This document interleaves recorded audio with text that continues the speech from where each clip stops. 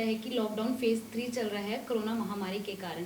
इसमें जो सबसे ज़्यादा प्रभावित हो रहा है वो है बच्चों की पढ़ाई। तो इसी विषय पर आज हम मौजूद हैं CDLU के जनसंचार विभाग में, और मेरे साथ इस वक्त आप देख रहे हैं कि SS बाजवा जी हैं। तो इनसे बातचीत करते हैं और जानते हैं कि विभाग द्वारा या CDLU द्वारा क्या रणनीति बनाई गई है। नमस्कार सर। नमस्कार जी। सर, अभी जैसे कि लॉकडाउन के दौरान सबसे ज़्यादा जो प्रभावित हो रही है वो है बच्चों की पढ़ाई जी, तो इस दौरान क्या रणनीति बनाई गई है सर? देखिए इसको मैं 2-3 हिस्सों में बांट के बताऊंगा। सबसे पहले तो ये है कि हमारे विभाग में जो क्लासेस हैं वो 2 जनवरी से शुरू हो गई थी। जी 2 जनवरी से लेकर लॉकडाउन हमारा जो है उसके संबंध में जो छुट्टियां हैं वो 18 मार्च को हुई। बीच में सेशनल एग्ज़ाम भी हुए और जब तक लॉकडाउन के कारण छुट्टियां होती उस समय तक लगभग 50 से 60% सिलेबस समाप्त हो चुका था। जी उसके बाद जो 40% के करीब सिलेबस रह गया था उसके लिए हमने मूडल के माध्यम से भी, हमने गूगल क्लासरूम का माध्यम, हमने जूम का माध्यम, वेबएक्स के माध्यम से और व्हाट्सएप ग्रुप्स के माध्यम से जो है स्टडी करवाने का निश्चय किया। इस प्रकार से व्हाट्सएप के ऊपर ग्रुप्स बनाए गए क्योंकि हमारे विभाग में किसी और हिस्ट्री या किसी लॉ डिपार्टमेंट की तरह हमारे पास 100-200 विद्यार्थी जो हैं वो क्लास में नहीं होते। हमारी संख्या जो है एक जो प्रोफेशनल कोर्स होने के कारण 20, 25, 30 तक रहती है, तो इसलिए इनको हम एक ही जूम के ग्रुप में पढ़ा सकते थे। तो इनको हमने फिर उसके माध्यम से पढ़ाना शुरू किया, नोट्स प्रोवाइड करवाने शुरू किए, जो कुछ इंटरनेट के लिंक्स थे वो लिंक्स प्रोवाइड करवाने शुरू किए जिसके माध्यम से बच्चे जो हैं वो कुछ पढ़ सकें। और इंटरेक्टिव सेशन जो है बच्चों के साथ वो गूगल क्लासरूम में होता था और जूम काफ़ी देर तक हम जूम का इस्तेमाल करते रहे। हालांकि बाद में जूम को सरकार के द्वारा बैन कर दिया गया था और लेकिन तब तक हम जो है वो काफ़ी सिलेबस अपना कंप्लीट करवा चुके थे। बच्चों को नोट्स प्रोवाइड करवा दिए गए हैं। हाँ, ये बात कहना बहुत वाजिब होगा कि क्लासरूम की स्थिति का ये जो मुकाबला है ये कभी भी हमारा जो ऑनलाइन स्टडी सिस्टम है वो नहीं कर पाएगा। सर, एक्चुअली बार बार ये दिक्कत का भी सामना करना पड़ रहा है कि जी जैसे एक क्लास में सभी तरह के बच्चे होते हैं। जी तो उसी में हम मिडिल क्लास के लोग भी हैं, तो कहीं नेट की दिक्कत आती है कि गांवों के बच्चों को नेट की दिक्कत आ रही है, जी मिडिल क्लास लोगों को नेट रिचार्ज की दिक्कत आ रही बिल्कुल है। बिल्कुल। तो इसके दौरान क्या?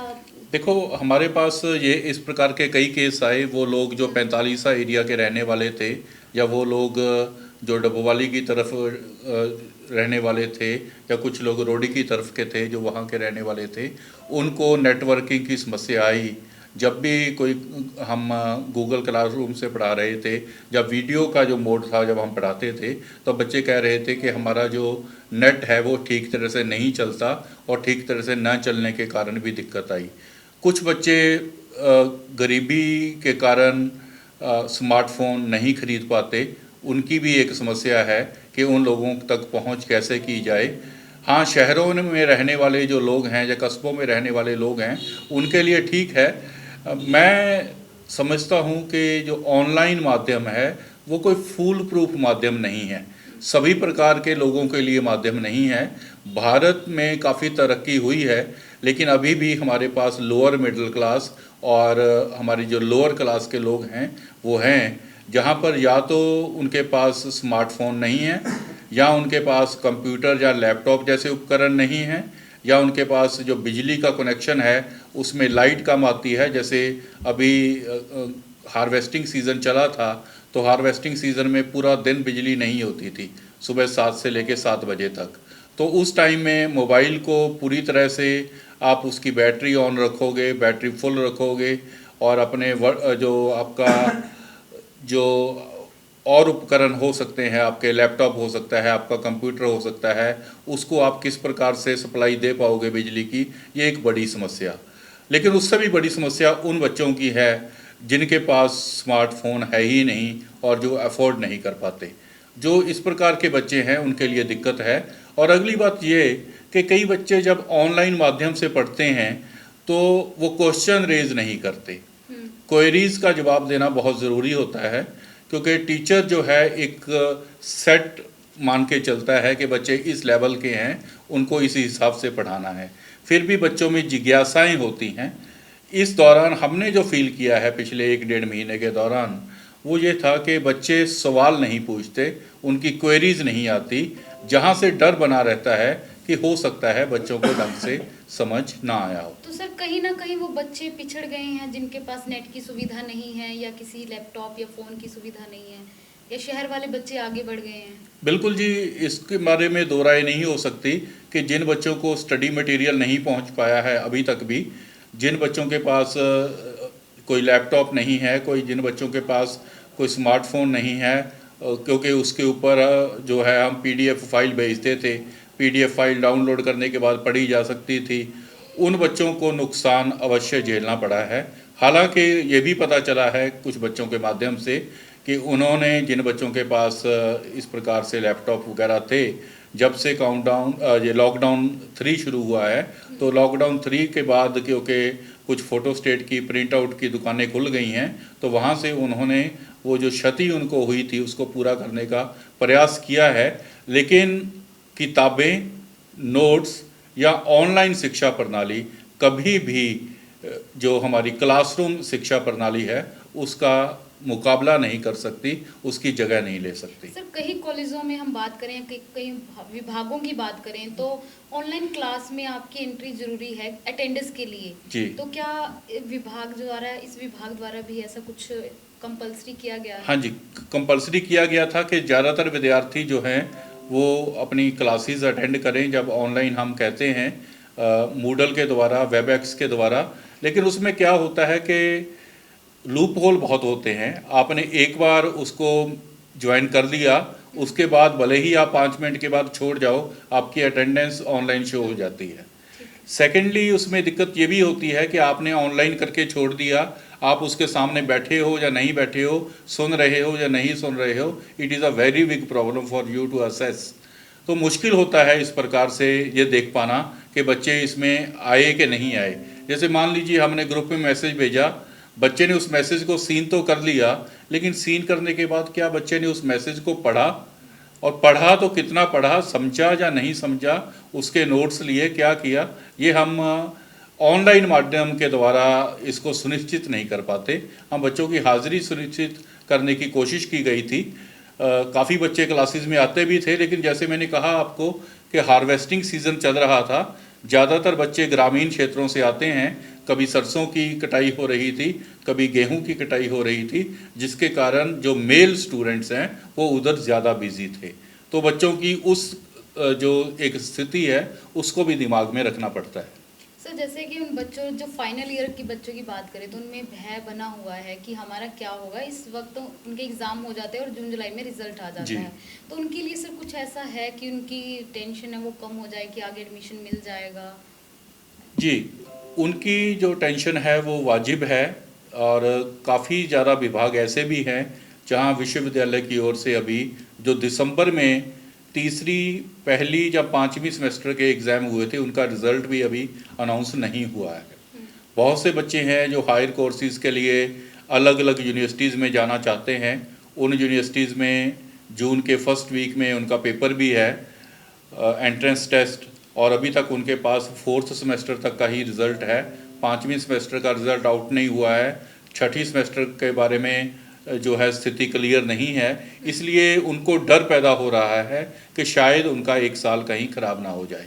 जहाँ तक अगले एग्ज़ाम करवाने की बात है 6ठी सेमेस्टर के, जहाँ अंतिम सेमेस्टर के जो भी विद्यार्थी जिस कोर्स में है, तो उसमें आखिरी फ़ैसला तो विश्वविद्यालय के एडमिनिस्ट्रेशन ने लेना है या कंट्रोलर ऑफ एग्जामिनेशन ने लेना है।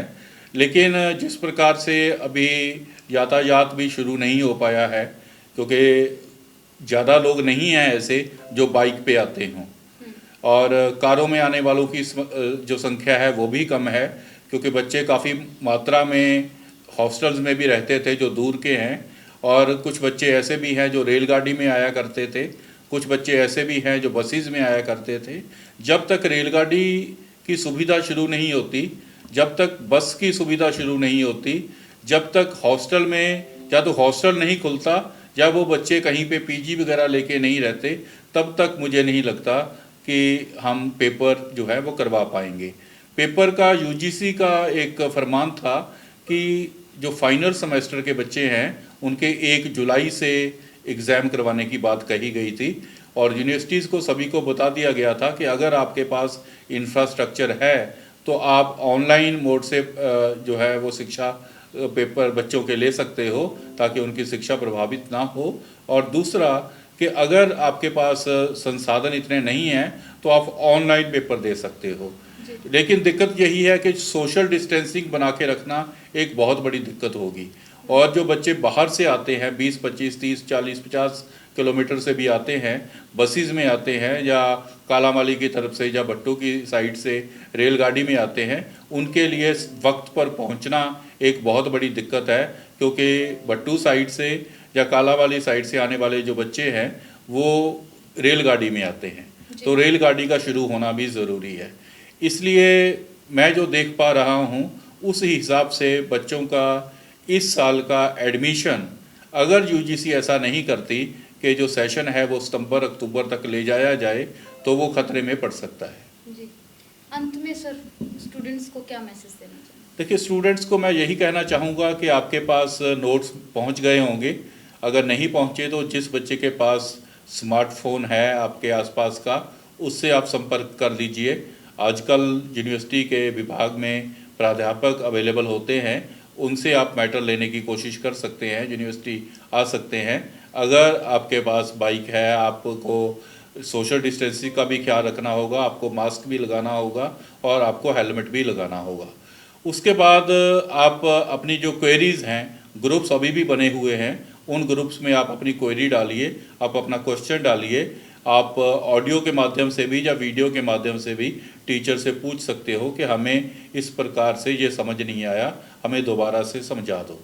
लेकिन अकेले नोट्स लेके आराम से बैठ जाना और उसके बाद ये उम्मीद करना कि 1 महीने के बाद, 1.5 महीने के बाद जब एग्ज़ाम होंगे तो हम पढ़ के उसको पास हो जाएंगे, ये कोई गारंटी वाली बात नहीं है।